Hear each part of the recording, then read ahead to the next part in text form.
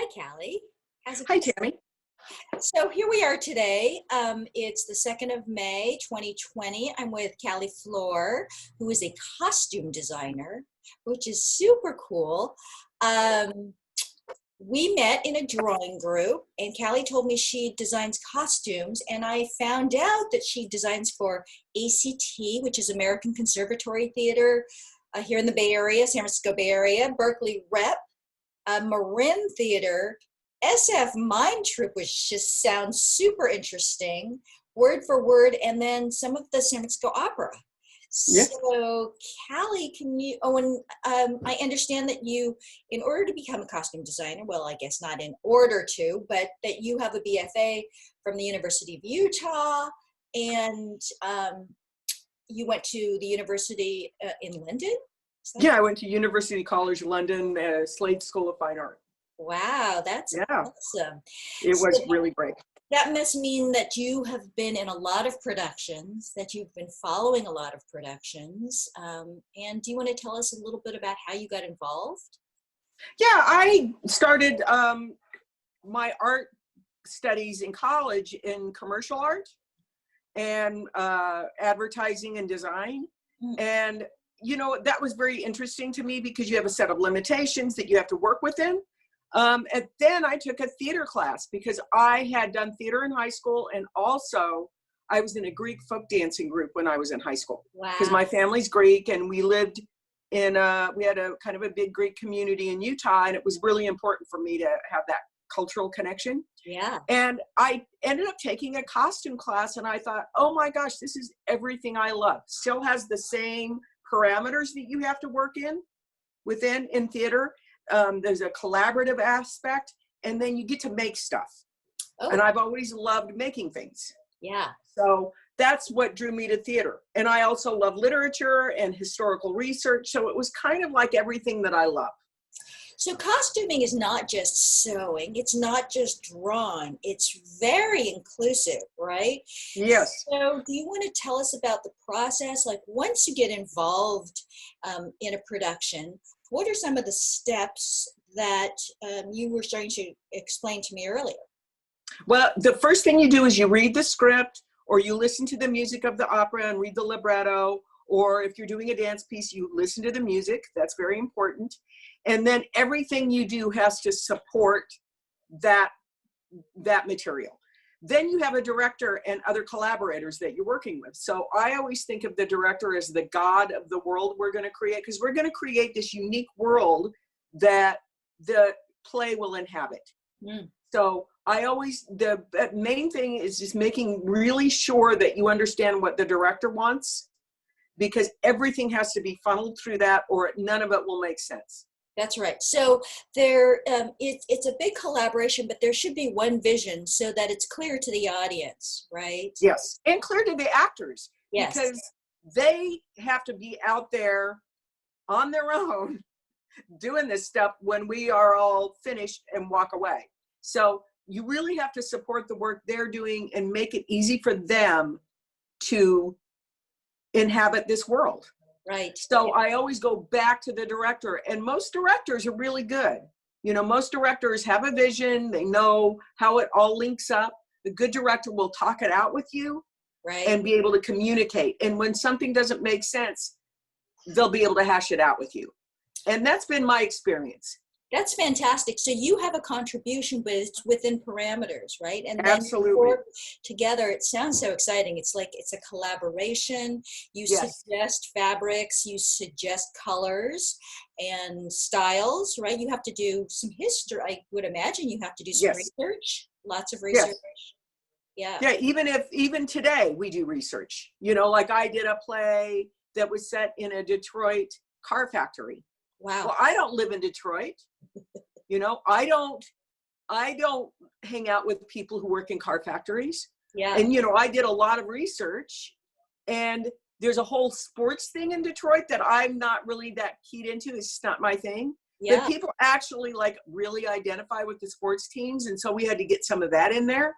And Yeah. it's like, oh, would you wear a Detroit Tigers hat with like a football jersey? Would you wear base? Would you mix that stuff? I mean, those are the things that you have to, you have to ask that question and then really research it.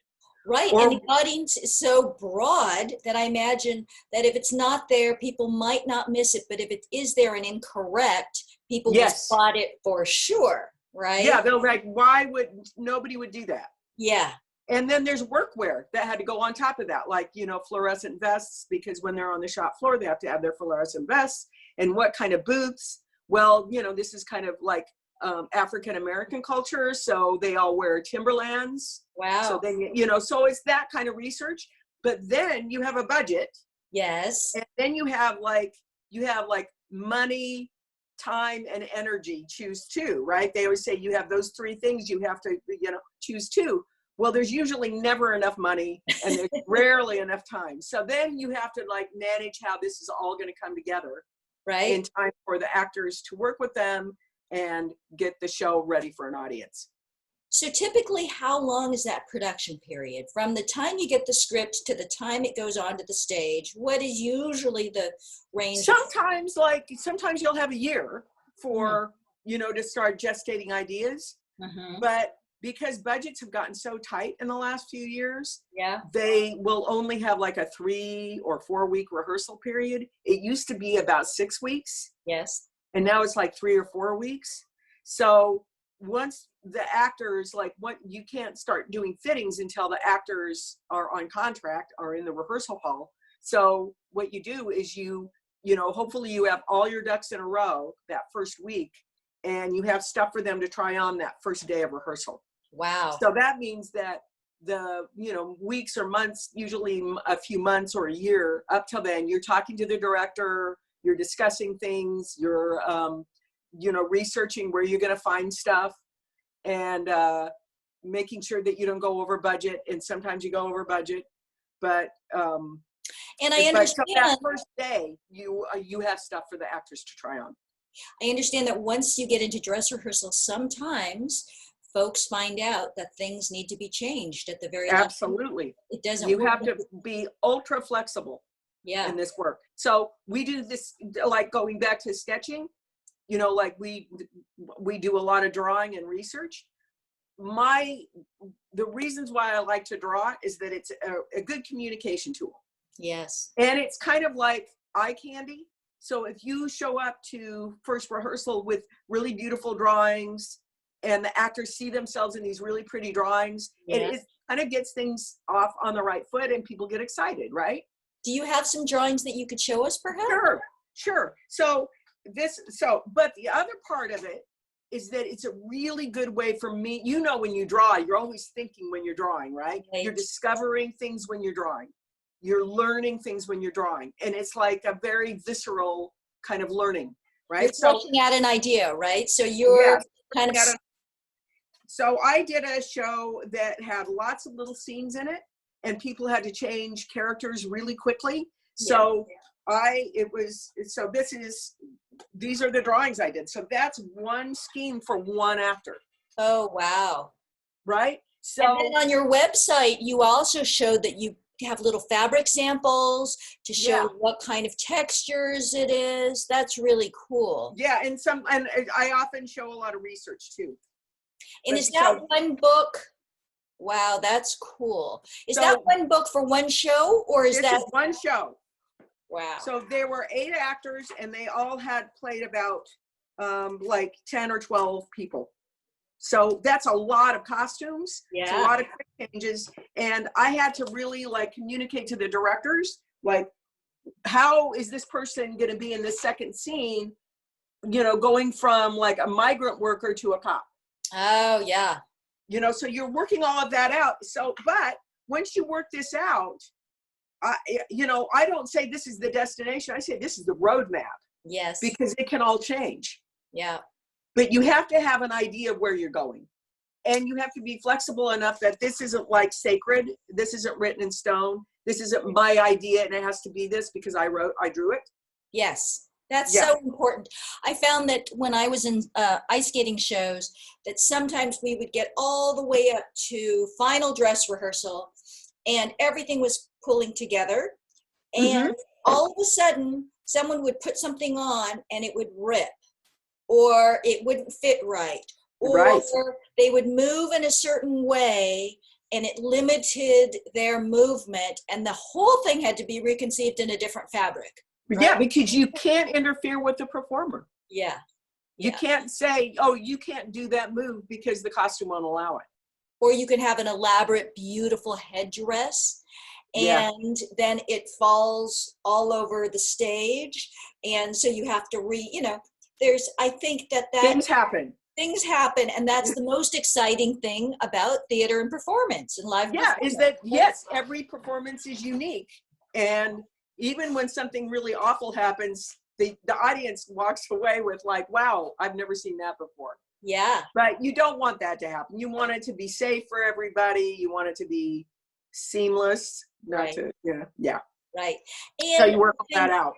the most exciting thing that folks can remember is, even though you're a small part of this, you're an integral part of the greater production. Everyone has a place. Even though it's Yes. the director's vision, your contribution is so important, and that's why live theater is so exciting, right? Yeah. When I first started, when I was younger, I always thought it was going to be about me, making beautiful dresses or these, amazing things for people to wear. But the more I do this, the more I realize that it's really about the performer and me supporting the performer, Yeah, because they're the ones that make it come alive.